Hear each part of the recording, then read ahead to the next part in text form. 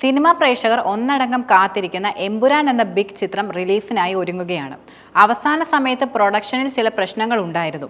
എങ്കിൽ പോലും ഇവയെല്ലാം പരിഹരിച്ച് റിലീസിനായി ഒരുങ്ങുകയാണ് ചിത്രം. മാർച്ച് 27-നാണ് എമ്പുരാൻ റിലീസ് ചെയ്യുന്നത്. പൃഥ്വിരാജിന്റെ സംവിധാനം, മോഹൻലാലിന്റെ സാന്നിധ്യം, ആദ്യ ഭാഗം, ലൂസിഫറിന്റെ വിജയം തുടങ്ങി എമ്പുരാനിലേക്ക് പ്രേക്ഷകരെ ആകർഷിക്കുന്ന ഒട്ടനവധി ഘടകങ്ങളാണ് നിലനിൽക്കുന്നത്. ഇതിലുൾപ്പെടുന്ന ഒരു പ്രധാന ഘടകം എന്നത് മഞ്ജു വാര്യരുടെ സാന്നിധ്യമാണ്. പ്രിയദർശിനി രാംദാസ് എന്ന കഥാപാത്രത്തെയാണ് മഞ്ജു വാര്യർ ചിത്രത്തിൽ അവതരിപ്പിക്കുന്നത്. തിരിച്ചുവരവിൽ മഞ്ജുവിന് ലഭിച്ച ഏറ്റവും മികച്ച കഥാപാത്രം കൂടിയായിരുന്നു ലൂസിഫറിലേതെന്നതിലും സംശയമില്ല. പല രംഗങ്ങളിലും മഞ്ജു വലിയ രീതിയിൽ തിളങ്ങിയിരുന്നു. സ്ക്രീനിൽ സ്പേസ് കുറവായിരുന്നെങ്കിലും വളരെ പ്രധാനപ്പെട്ട റോളായിരുന്നു ചിത്രത്തിൽ മഞ്ജുവിനുണ്ടായിരുന്നത്.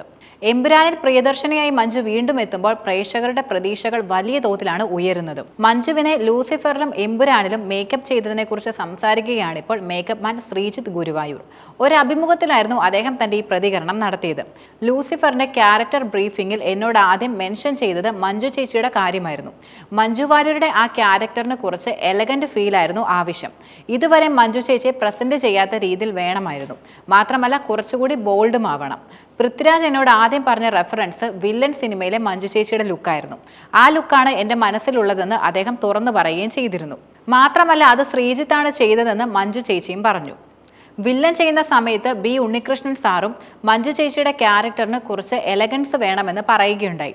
മേക്കപ്പ് ചെയ്തുകൊണ്ട് സീറോ മേക്കപ്പ് ലുക്ക് കൊടുക്കുകയാണ് അന്ന് ചെയ്തിരുന്ന ഒരു കാര്യം. അത് വളരെയധികം ബുദ്ധിമുട്ടാണ്. കൂടാതെ ആക്ടറുടെ ഫീച്ചറുകൾ മനസ്സിലാക്കണം. എല്ലാം പ്രീ പ്ലാൻ ചെയ്താൽ ഈസി ആണെന്നാണ് ശ്രീജിത്ത് ഗുരുവായൂർ പറയുന്നത്. എമ്പുരാനിലും മഞ്ജു വാര്യരുടെ കഥാപാത്രത്തിന് വളരെയധികം പ്രാധാന്യമുണ്ടാകുമെന്നാണ് ആരാധകർക്കിടയിൽ നിലനിൽക്കുന്ന ഒരു പ്രതീക്ഷ. നടി അടുത്തിടെ ചെയ്ത സൂപ്പർ ചിത്രങ്ങളിലെല്ലാം പ്രാധാന്യം കുറഞ്ഞ റോളുകളാണ് കൂടുതലും ചെയ്തിരുന്നത്.